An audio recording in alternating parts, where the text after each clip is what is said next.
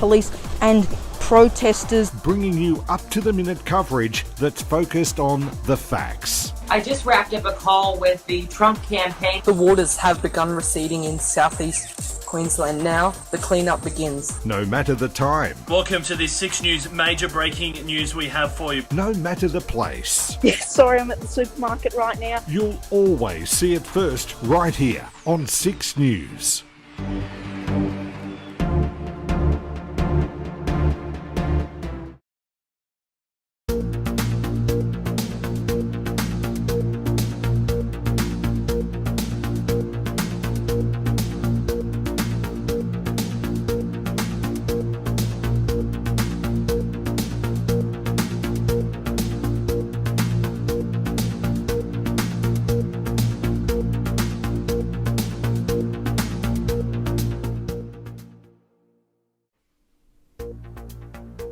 Hello, you're watching 6 News on the Hour. I'm Leonardo, Puglisi. The top stories we're following right now. 4 more years. Labor easily retains majority government in Victoria, picking up several seats as they stay well above the minimum 45 seats that they needed to govern in their own right. Friends, hope always defeats hate.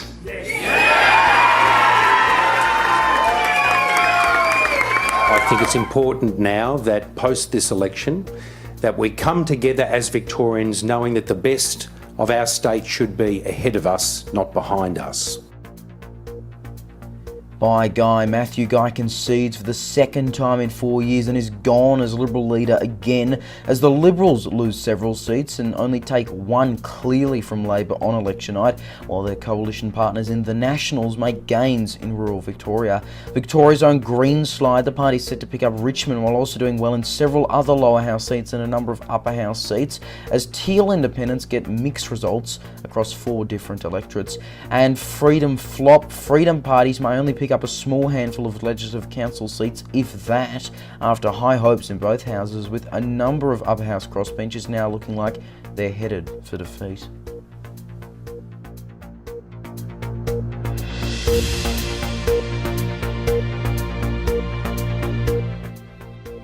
Good evening. Many the poll said minority. The coalition said they'd get a majority, but around this time last night the results were clear. Labor winning a third term in government in the Victorian state election in a majority, and Daniel Andrews now set to become the second longest serving premier in the state's history. A number of seats the Liberals thought they could pick up don't look like they're being gained, the party themselves leading up to 3 seats based on results coming in overnight. Opposition leader Matthew Guy led the coalition to a defeat in 2018 and, after returning as leader last year, has done it again. The Liberals and Nationals nowhere near the 45 seats they need to govern in their own right, with Guy now resigning. Port Lincoln Holmes begins our special coverage. Many in the media said Victoria was heading for a minority government, but before 8:30 p.m, the results were already obvious. 6 News can project Labor will win re-election in Victoria. Labor winning another majority government under Dan Andrews, meaning he will be the state's premier for another 4 years, a total of 12 years in power. That will almost certainly mean he will be the longest serving Labor premier in the state's history, as well as the second longest serving premier in the state's history. Yes.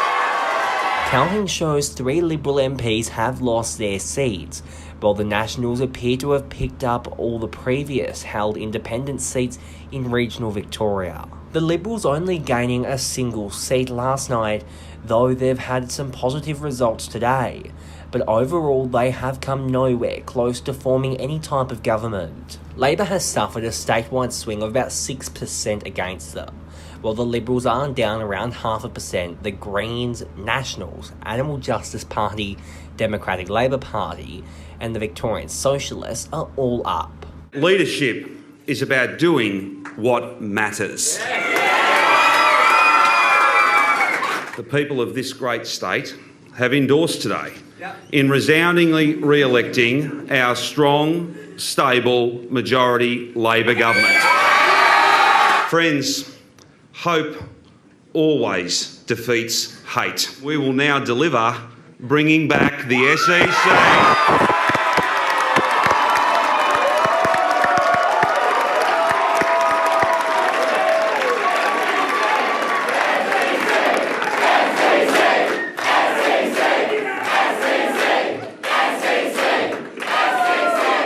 to cut household bills because these big greedy companies have told us they're leaving, and goodbye to them. Lincoln Holmes, 6 News. And as we mentioned there, Matthew Guy has resigned as Liberal Party leader. He says that as soon as it's clear which Liberal candidates will be in the party room, there will be a leadership election. He will not be contesting it. That, of course, leading to speculation former MP and current Liberal candidate John Pizzuto could be the leader if he is successful in the seat of Hawthorn. Labor appears set to retain the seat of Melton despite high expectations for independent Ian Birchall.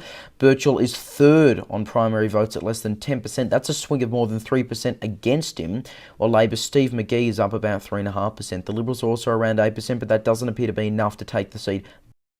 Seeing now, McGee spoke to 6 News late last night from his campaign event. Oh, look, I think it's... Well, firstly, I'm pleased that we look like we might have won the seat again and been re-elected, and I think that just delivers on what we've done over the last 4 years for the Melton electorate of what the community wanted, infrastructure builds and things like that, and we'll deliver the new hospital starting next year. So it's really important, and it's important for Melton, and the momentum's gathering, and we'll deliver a lot more. And what do you most look forward to about the next 4 years? Oh, clearly building the hospital. We're building a number of new schools, primary schools, and a new secondary school, public secondary school. TAFE College will start being built in 2024, and getting rid of those 3 level crossings that people get really annoyed about every day during peak hour when they're stuck in traffic. So they're the key issues that we'll get moving on. And basically, what is your message to the people of Melton? Oh, just look, keep communicating, keep telling us what you need. I'll keep going to advocate for it as much as I possibly can. I can't promise that we can deliver everything, but certainly I'll strongly advocate for it, and I'll keep working with the community in all aspects, whether that be sporting, whether that be community, whether that be infrastructure, whether that be educational, and clearly we want to create jobs here in Melton so people don't have to travel outside of Melton. The Greens have picked up the seat of Richmond that they have been trying to win for 2 decades. The party also doing well in seats like Northcote and Footscray and are very likely to win about 4 seats in the upper house. Reporter Austin Pollock breaks it all down. Well, Daniel Andrews re-elected for 4 more years while Matthew Guy resigns as Liberal Party leader, all in what has been labelled as Dandslide 2.0. 6 News can project Labor will win re-election. Re-electing our strong, stable, majority Labor government. The Greens particularly doing well in the seat of Richmond, picking up a seat previously held by the ALP, who are at a disadvantage this election following the retirement of Richard Wine. The Greens' Gabriel Deventry picked up the seats long contested by the party, with a 12.9% swing away from the ALP. All 3 of the candidates didn't run in the 2018 election. On a better note for the coalition, the Nationals are on track to get back their previously held seat of Mildura from the independent Ellie Cupper following her win in 2018. The same going for the seat of Shepparton, with a 10.5% swing away from independent Susanna Sheed. The Liberal Party are, however, looking to pick up the seat of Hawthorn, which was previously held by John Kennedy. John Pizzuto, Liberal candidate, lost the seat in 2018. Now he's on track to be holding it once again, not without contest from independent Melissa Lowe, who is also receiving strong support in the electorate. The latest figures show John Pizzuto on 50.7% of the preference count compared to Melissa Lowe's 49.3%. Another independent, Ian Cook, who contested the seat to Mulgrave, fell short of taking the seat from Premier Daniel Andrews. However, Mulgrave did see the Liberal candidate Michael Pastrino get a 5% swing towards him. So overall, a really strong night for the Labor Party. The latest figures show the party is sitting on 50 seats, and Daniel Andrews embarking on his 3rd term as Victorian Premier. Well, 4 teal independent candidates ran at this election. Whether any have actually won remains to be seen in Caulfield. Naomi Coltman is 4th on a primary vote basis, with Liberal Deputy Leader David Southwood looking like he'll hold on to the seat despite a strong challenge from Labor. In Kew, Liberal Jess Wilson will succeed retiring MP Tim Smith, despite a challenge from Sophie Tawney and also Labor's Lucy Skelton. In Mornington, some media called it for Dr Kate Lardner late last night, but more results overnight seem to be swinging in favour of the Liberals. And over in Hawthorn, Melissa Lowe at times trying to get ahead of incumbent Labor MP John Kennedy for just the second place position, both trying to stop Liberal John Pesutto from regaining the seat he lost in 2018. Now, we mentioned Melton earlier, but somewhat similarly, independent candidate Dr Joe Garrett did not get up in Point Cook, with about 7% of primary votes, leaving Labor to defeat the Liberals in that two-party preferred contest. Independent Felicity Federico also not close in Brighton, fourth on primary votes, with Liberal James Newbury set to retain that seat in another 2PP contest against Labor. And Benembra, independent Jackie Hawkins doubling her primary vote from 2018, but is looking like she will just fall short of defeating the Liberals. Dan Andrews faced a challenge from 13 other candidates, many independents, but it'll look like he will comfortably retain Mulgrave without even needing preferences, sitting at a primary vote of around 51%. Independent Ian Cook has about 20%, the Liberals 15%, followed by the Greens and then former Queensland MP and Freedom Party Deputy Leader Ada McClendon. Now, the so-called Freedom parties, including United Australia, One Nation, Liberal Democrats, Freedom, Angry Victorians, appear to have not done as well as some might have expected. Now, Freedom and the UAP are not looking like they'll pick up any seats. The Liberal Democrats will almost certainly lose both their MPs in David Limbrick and Tim Quilty, but may gain a seat in North East Metro. One Nation could gain a Northern Victoria seat, as could Animal Justice, while the DLP isn't actually doing too poorly. Bernie Finn not fully being ruled out of being re-elected. They're also trailing in Northern Metro and are a chance in North East Metro.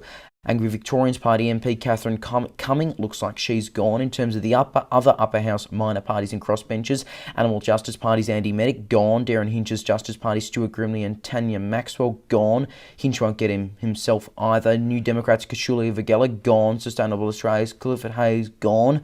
Transport Matters Rod Barton gone. Reasons Fiona Padden actually a chance of retaining her seat of Northern Metro. That means it won't go to the Vic Socialists, who may instead do better over in Western Metro. Legalised Cannabis also looking like they will win one seat. They're actually polling well in two others.